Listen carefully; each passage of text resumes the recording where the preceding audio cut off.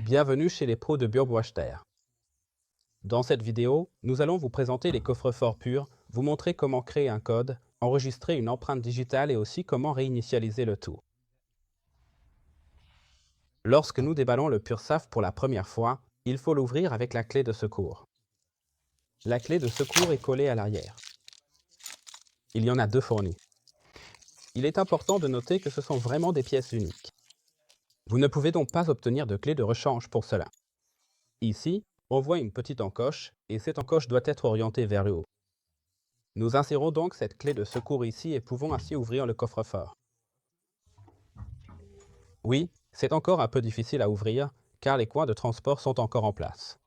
On peut donc les retirer et il faut maintenant mettre le coffre-fort en service en retirant cette petite languette de séparation de la pile, et on peut maintenant démarrer l'électronique.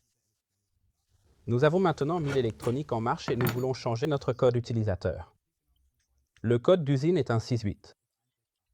Nous ouvrons le coffre-fort en appuyant sur la touche Entrée pour activer l'électronique. Nous saisissons le code 168, nous confirmons avec Entrée et le coffre s'ouvre. La porte s'ouvre aussi un peu toute seule grâce au mécanisme à ressort. Lorsque le coffre est ouvert, nous pouvons maintenant changer le code. Nous appuyons à nouveau sur la touche Entrée et nous saisissons simplement un nouveau code. Il peut comporter de 3 à 6 chiffres. Je vais maintenant entrer 1, 2, 3, 4, puis j'appuie sur la touche Entrée.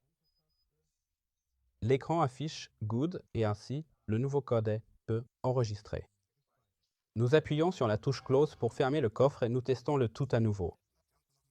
J'appuie sur la touche Entrée, je saisis notre nouveau code 1, 2, 3, 4, Entrée et le coffre s'ouvre. Nous avons maintenant changé le code utilisateur. Ensuite, nous voulons aussi enregistrer un doigt. Ici, nous avons la version avec empreinte digitale. Pour cela, nous rallumons le clavier et saisissons notre code général. En usine, celui-ci est 1, 2, 3, 4, 5, 6, 7, 8. Entrée. Le coffre compte maintenant jusqu'à 10.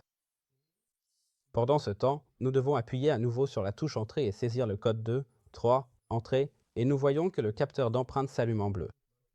Nous pouvons maintenant poser notre doigt dessus. Maintenant, étape 2, poser à nouveau notre doigt dessus. Étape 3, encore une fois, poser notre doigt dessus.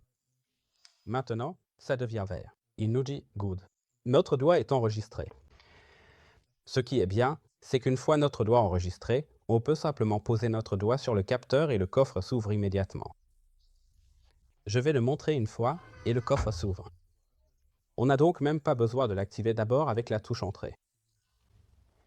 Nous avons maintenant changé le code utilisateur et enregistré un doigt.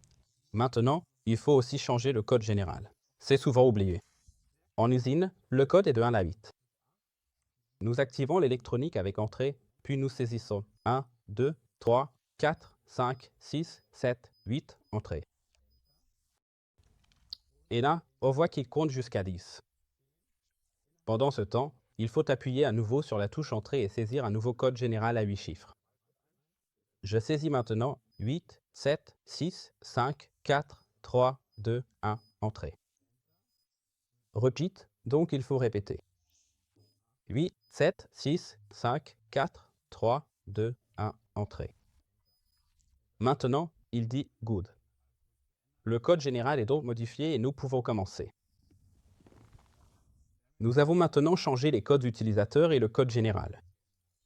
Si jamais nous oublions ou perdons tous les codes, peu importe la raison, il reste toujours la possibilité d'ouvrir avec la clé de secours et de réinitialiser la carte électronique pour pouvoir réutiliser le coffre-fort.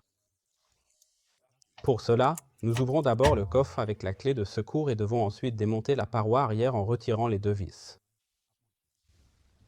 C'est ce que nous allons faire maintenant.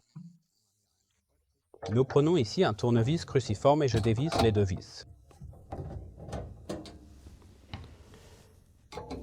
La deuxième.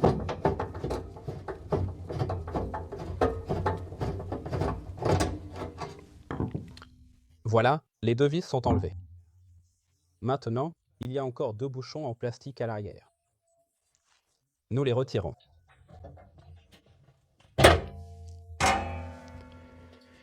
Si vous n'arrivez pas à les retirer à la main, un petit tournevis plat peut aussi aider. Nous pouvons maintenant retirer délicatement la paroi arrière, car il y a encore le câble qui relie le compartiment à pile à la carte électronique. Nous le laissons brancher pour que l'appareil reste bien alimenté. Et maintenant, voici les contacts pour effectuer la réinitialisation. On peut simplement utiliser un trombone plié pour relier ces deux contacts. On entend aussi un bip, ce qui signifie que l'électronique est maintenant réinitialisée. Mais avant, je vais essayer le code. Appuyons sur Entrée et saisissons notre code d'usine 168 Entrée.